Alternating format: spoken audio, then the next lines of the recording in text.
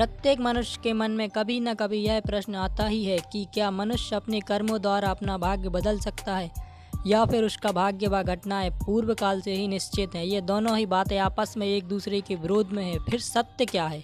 तो अब आपको जानकर आश्चर्य होगा, दोनों ही बातें सत्य हैं। मनुष्य जब भी कोई कर्म करता है, फिर चाहे वो भौतिक शरीर से किए जाएं या मानसिक रूप से किए जाएं, इन कर्मों के संस्कार चित्त पर अंकित हो जाते हैं। हमारा चित्त एक प्रकार के रिकॉर्डिंग कैमरा की भांति कार्य करता है। जिस प्रकार के संस्कार मनुष्य के चित्त में होते हैं, उसी प्रकार का उसका स्वभाव होता है और वो अपने जीवन काल में वैसे ही भोग करता है। उसका जन्म, मृत्यु, जीवन काल, सोचने समझने की शक्ति, उसकी इच्छाएं चित्त में पड़े संस्कारों के अनुसार ही चलती है। मनुष्य के चित्त में बने कर्म मुख्यतः 3 प्रकार के होते हैं: संचित कर्म, प्रारब्ध कर्म, क्रायमाण कर्म। पहला, संचित कर्म। संचित कर्म वे होते हैं जो चित्त की निचली सतह में सुषुप्त अवस्था में पड़े रहते हैं, जो वर्तमान जीवन में नहीं भोगे जाते। सुषुप्त अवस्था में होने के कारण ये कमजोर होते हैं और प्रारब्ध कर्मों के नीचे दबे रहते हैं। दूसरा, प्रारब्ध कर्म, जो चित्त की ऊपरी सतह पर रहते हैं। इनका भोग मनुष्य वर्तमान जन्म में ही करता है और इन्हीं के अनुसार मनुष्य का जीवन चलता है। ये प्रधान होने के कारण संचित कर्मों को दबाए रखते हैं। तीसरा, क्रयमाण कर्म। क्रयमाण कर्म ही प्रारब्ध कर्म और संचित कर्म को जन्म देते हैं। क्रयमाण कर्म का अर्थ होता है जो कर्म पहले से नहीं है, अब हम करने वाले हैं। वर्तमान जीवन में हम जो भी कर्म करते हैं, उनसे बनने वाले कुछ कर्माशय प्रारब्ध कर्मों के साथ मिल जाते हैं तथा कुछ कर्माशय संचित कर्मों के साथ मिलकर सुषुप्त अवस्था में चले जाते हैं, जो आगे आने वाले जन्मों में भोगे जाएंगे। तथा जो कर्म प्रारब्ध कर्मों में मिलकर प्रारब्ध कर्म बन जाते हैं, वह शीघ्र अथवा वर्तमान जीवन में ही भोगने पड़ते हैं। अब सवाल ये उठता है कि क्या चित्त की गहराइयों में दबे हुए संचित कर्म ऊपरी सतह पर आ सकते हैं? अर्थात आने वाले जन्मों में जिन अच्छे कर्मों का फल हमें मिलने वाला है, क्या वह हमें इसी जन्म में प्राप्त हो सकता है? या फिर कोई बुरा कर्म जो चित्त की सतह पर है, जिससे हमारे वर्तमान जीवन पर बुरा प्रभाव पड़ रहा है, क्या उसे चित्त की गहराइयों में दबाया जा सकता है? तो ये संभव है। कभी कभी ऐसा भी होता है कि सुषुप्त अवस्था में पड़े हुए संचित कर्म निचली सतह से उठकर ऊपरी सतह पर आकर प्रधान रूप धारण कर लेते हैं और आने वाले जन्मों में भोगे जाने वाले कर्म मनुष्य को वर्तमान जन्म में ही भोगने पड़ते हैं। इसके मुख्य 3 कारण हैं। पहला, जब आप ध्यान करते हैं तो उस समय चित्त में हलचल होती है, जिससे सुषुप्त अवस्था में पड़े हुए कर्म जागृत होकर चित्त की सतह पर आकर प्रधान रूप धारण कर लेते हैं। दूसरा, ध्यान साधना एवं त्राटक में पारंगत कोई योगी अगर चाहे तो किसी साधारण मनुष्य के चित्त पर शक्तिपात करके उसके सुषुप्त अवस्था में पड़े अच्छे कर्मों को जागृत कर चित्त की ऊपरी सतह पर ला सकता है। तीसरा, जब कोई मनुष्य वर्तमान जीवन में कर्म अर्थात क्रयमाण कर्म करता है, तो उससे कुछ ऐसे कर्माशय बनते हैं जो चित्त की निचली सतह में जाकर कुछ सुषुप्त अवस्था वाले कर्माशय को जगा देते हैं। अब सुषुप्त अवस्था से जागे हुए कर्माशय अच्छे भी हो सकते हैं और बुरे भी। इसी कारण से अक्सर आपने देखा होगा, कोई योगी या साधक जो कि हमेशा धार्मिक व समाज कल्याण के कार्य करता रहता है, उसने भले ही अपना सारा जीवन अच्छे कर्मों में बिता दिया हो, तब भी उसे सारा जीवन सिर्फ कष्ट ही कष्ट भोगने पड़ते हैं। वहीं इसके विपरीत कोई मनुष्य हमेशा सिर्फ बुरे कर्म ही करता रहता है, तब भी उसका सारा जीवन सुखों में व्यतीत होता है। लेकिन वर्तमान में किए गए कर्म चाहे अच्छे हों या बुरे, कभी न कभी भोगने ही पड़ेंगे, क्योंकि जब तक ये भोगे नहीं जाएंगे चित्त में पड़े ही रहेंगे।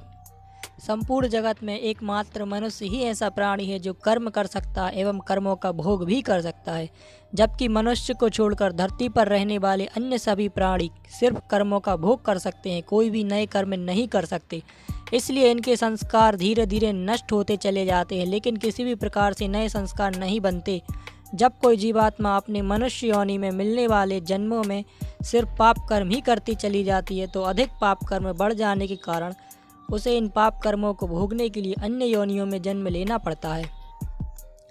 अब यहाँ पर एक सवाल ये भी उठता है कि क्या मनुष्य अपने चित्त में बने कर्मों में कोई बदलाव कर सकता है या फिर कुछ कर्मों को नष्ट कर सकता है? तो इसका जवाब है हाँ, ये संभव है, पर कोई साधारण मनुष्य ये नहीं कर सकता। कोई योगी जो अपनी साधना में उच्च अवस्था प्राप्त कर चुका है, अगर वो चाहे तो अपने योग बल का प्रयोग करके शक्तिपात करके मनुष्य के चित्त में ऊपरी सतह पर पड़े दुष्टता वाले कर्मों को नीचे सतह में बिठाकर उसके चित्त में सुषुप्त अवस्था में पड़े अच्छे कर्माशय को सतह पर लाकर अर्थात जागृत करके उसको प्रारब्ध के रूप में बदल सकता है, जिससे उसके जीवन का मार्ग बदल सकता है और बुरे से बुरे दुष्ट प्रवृत्ति के मनुष्य को अच्छा मनुष्य बनाया जा सकता है, साथ ही उसे अध्यात्म में लगाया जा सकता है।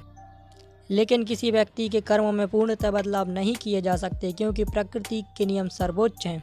यदि प्रकृति के नियम अनुसार कोई घटना इसी जन्म में घटनी है, तब वो कर्माशय किसी भी प्रकार से नहीं दबाए जा सकते। वो ऊपरी सतह पर ही रहेंगे और उन कर्माशय का भोग आपको करना ही पड़ेगा।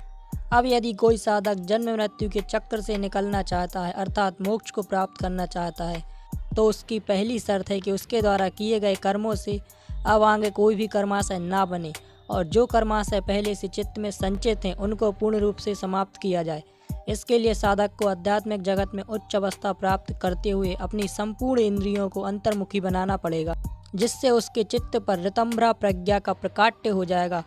फिर ऐसे साधकों द्वारा जो कर्म किए जाते हैं उनके कर्माशय नहीं बनते, क्योंकि ऐसे साधक अपने कर्म ईश्वर की ओर से अपना कर्तव्य मानकर निष्काम भाव से करते हैं, और प्रकृति के नियमानुसार जो कर्म निष्काम भाव से किए जाते हैं उनके कर्माशय नहीं बनते। अर्थात इन साधकों के अब किसी भी प्रकार से प्रारब्ध कर्म नहीं बनते, लेकिन संचित कर्म जो कि पूर्व के जन्मों में बन चुके हैं उनका नष्ट होना अभी बाकी है। फिर जब योगी समाधि की अवस्था को प्राप्त कर लेता है, तब कुछ संचित कर्म उस योगी की योगाग्नि में भस्म हो जाते हैं, पर बाकी कर्म उस योगी को भी भोग कर ही समाप्त करने पड़ते हैं, जो कि एक जन्म में संभव नहीं है। इसलिए एक योगी को भी साधना की उच्च अवस्था प्राप्त करने के बाद कई जन्म लेने पड़ते हैं, और संपूर्ण संचित कर्माशय नष्ट होने के पश्चात भी एक योगी जन्म मृत्यु के चक्र से अभी भी नहीं निकल पाता, क्योंकि उस साधक को अंतिम समय में क्लेशात्मक कर्मों के कारण कष्ट भोगने पड़ते हैं। इसका भी एक कारण है, चित्त में कर्म तो समाप्त हो जाते हैं, परंतु अभी भी चित्त में ज्ञान का प्रभाव निरंतर रूप से ना बहने के कारण व्युत्थान के संस्कार उत्पन्न हो जाते हैं, और व्युत्थान के संस्कार के कारण हल्का अज्ञान रहता है। पर जब साधक की साधना धीरे धीरे आगे बढ़ती है, तब समाधि की अवस्था में वैराग्य के संस्कार प्रबल होने लगते हैं, और परावैराग्य के संस्कार नीचे चित्त की गहराई में जाने लगते हैं। फिर व्युत्थान के संस्कार चित्त की सतह पर आकर प्रकट होने लगते हैं। यह प्रक्रिया लगातार चलती रहती है, और अंत में एक समय ऐसा भी आता है जब चित्त पर परावैराग्य के संस्कार बने रहते हैं और व्युत्थान के संस्कार पूर्ण रूप से प्रकट होकर निकल जाते हैं, और इस अवस्था में जीवात्मा अपने वास्तविक स्वरूप में स्थित हो जाती है और उसको जन्म मृत्यु के चक्र से छुटकारा मिल जाता है।